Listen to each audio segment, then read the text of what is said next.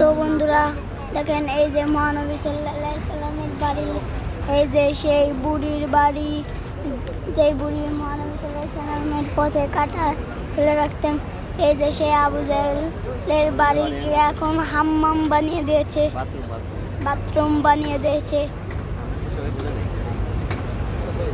এই যেমন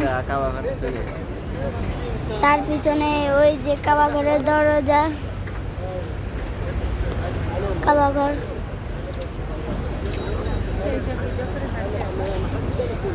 এই যে সেই জানলা, যে জানলা দিয়ে বুড়ি ময়লা ফেলতো। এই যে সেই পাহাড়, যেই পাহাড়ের উপর দ্বারা মহানবী সাল্লাল্লাহু আলাইহি ওয়াসাল্লাম চাঁদকে 2 খণ্ড করেছে। আর এই যে আমি, এই যে সেই পাহাড়,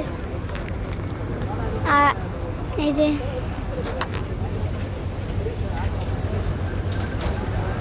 আমি উমরা হজে এসেছি। এখন উমরা হজ করেছি, কালকেরাও আজকেরাও 2 দিন করলাম।